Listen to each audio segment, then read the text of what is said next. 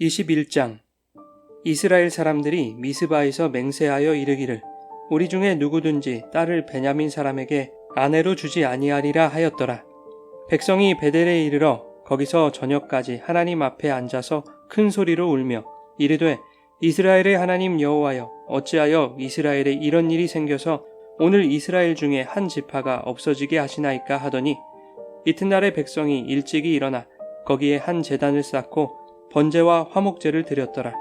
이스라엘 자손이 이르되 이스라엘 온 지파 중에 총회와 함께하여 여호와 앞에 올라오지 아니한 자가 누구냐 하니 이는 그들이 크게 맹세하기를 미스바에 와서 여호와 앞에 이르지 아니하는 자는 반드시 죽일 것이라 하였음이라. 이스라엘 자손이 그들의 형제 베냐민을 위하여 뉘우쳐 이르되 오늘 이스라엘 중에 한 지파가 끊어졌도다. 그 남은 자들에게 우리가 어떻게 하면 아내를 얻게 하리요? 우리가 전에 여호와로 맹세하여 우리의 딸을 그들의 아내로 주지 아니하리라 하였도다. 또 이르되 이스라엘 지파 중 미스바에 올라와서 여호와께 이르지 아니한 자가 누구냐 하고 본즉 야베스 길르앗에서는 한 사람도 진영에 이르러 총회에 참여하지 아니하였으니 백성을 계수할 때에 야베스 길르앗 주민이 하나도 거기 없음을 보았음이라. 회중이 큰 용사 12,000명을 그리로 보내며 그들에게 명령하여 이르되 가서 야베스 길르앗 주민과 부녀와 어린 아이를 칼날로 치라. 너희가 행할 일은 모든 남자 및 남자와 잔 여자를 진멸하여 바칠 것이니라 하였더라. 그들이 야베스 길르앗 주민 중에서 젊은 처녀 400명을 얻었으니 이는 아직 남자와 동침한 일이 없어 남자를 알지 못하는 자라. 그들을 실로 진영으로 데려오니 이곳은 가나안 땅이더라. 온 회중이 림몬 바위에 있는 베냐민 자손에게 사람을 보내어 평화를 공포하게 하였더니 그때 베냐민이 돌아온지라. 이에 이스라엘 사람이 야베스 길르앗 여자들 중에서 살려둔 여자들을 그들에게 주었으나 아직도 부족하므로 백성들이 베냐민을 위하여 뉘우쳤으니 이는 여호와께서 이스라엘 지파들 중에 한 지파가 빠지게 하셨음이었더라. 회중의 장로들이 이르되 베냐민의 여인이 다 멸절되었으니 이제 그 남은 자들에게 어떻게 하여야 아내를 얻게 할까 하고 또 이르되 베냐민 중 도망하여 살아남은 자에게 마땅히 기업이 있어야 하리니 그리하면 이스라엘 중에 한 지파가 사라짐이 없으리라. 그러나 우리가 우리의 딸을 그들의 아내로 주지 못하리니 이는 이스라엘 자손이 맹세하여 이르기를 딸을 베냐민에게 아내로 주는 자는 저주를 받으리라 하였음이로다 하니라. 또 이르되 보라 베델 북쪽 르보나 남쪽 베델에서 세겜으로 올라가는 큰 길 동쪽 실로에 매년 여호와의 명절이 있도다 하고 베냐민 자손에게 명령하여 이르되 가서 포도원에 숨어 보다가 실로의 여자들이 춤을 추러 나오거든 너희는 포도원에서 나와서 실로의 딸 중에서 각각 하나를 붙들어 가지고 자기의 아내로 삼아 베냐민 땅으로 돌아가라. 만일 그의 아버지나 형제가 와서 우리에게 시비하면 우리가 그에게 말하기를 청하건대 너희는 우리에게 은혜를 베풀어 그들을 우리에게 줄지니라. 이는 우리가 전쟁할 때에 각 사람을 위하여 그의 아내를 얻어주지 못하였고 너희가 자의로 그들에게 준 것이 아니니 너희에게 죄가 없을 것임이니라 하겠노라 하매 베냐민 자손이 그같이 행하여 춤추는 여자들 중에서 자기들의 숫자대로 붙들어 아내로 삼아 자기 기업에 돌아가서 성읍들을 건축하고 거기에 거주하였더라. 그때에 이스라엘 자손이 그곳에서 각기 자기의 지파 자기의 가족에게로 돌아갔으니 곧 각기 그곳에서 나와서 자기의 기업으로 돌아갔더라. 그때에 이스라엘의 왕이 없으므로 사람이 각기 자기의 소견에 옳은 대로 행하였더라. 여러분 좋은 아침입니다. 오늘도 말씀의 은혜가 여러분의 삶에 풍성히 임하기를 소망합니다.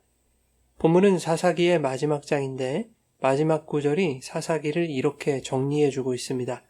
그때에 이스라엘의 왕이 없으므로 사람이 각기 자기의 소견에 옳은 대로 행하였더라.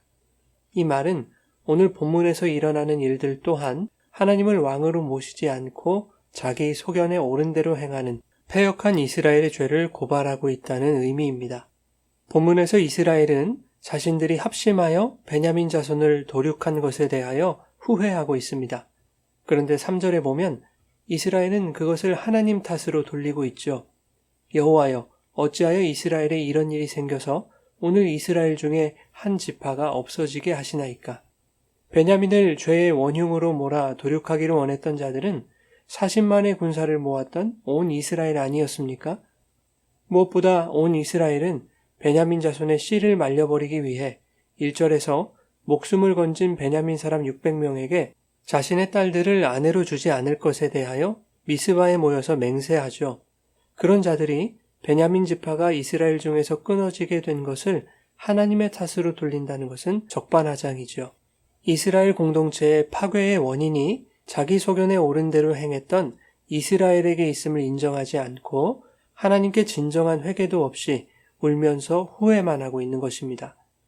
5절에 이스라엘은 또 다른 맹세를 하는데 이스라엘 지파 중에서 총회로 모일 때 참석하지 않는 자는 반드시 죽일 것이라는 맹세였죠. 베냐민을 도륙한 후 이스라엘에서 한 지파가 끊어지게 된 것을 후회하던 자들이 다시 이스라엘의 형제들을 죽이겠다는 맹세를 하고 있는 것입니다. 이 맹세는 다분히 의도가 있어 보이죠.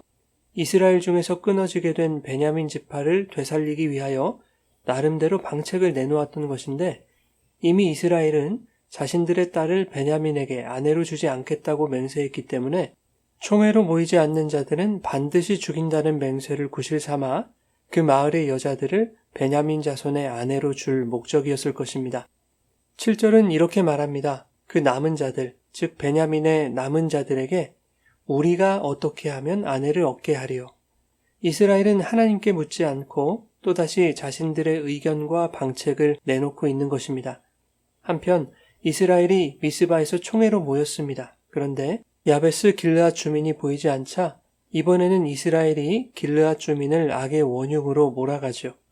큰 용사 12,000명을 야베스 길르앗으로 보내어 주민과 부녀와 어린아이를 죽입니다. 단 남자와 동침하지 않은 처녀 400명을 사로잡아 베냐민 자손에게 아내로 주었습니다.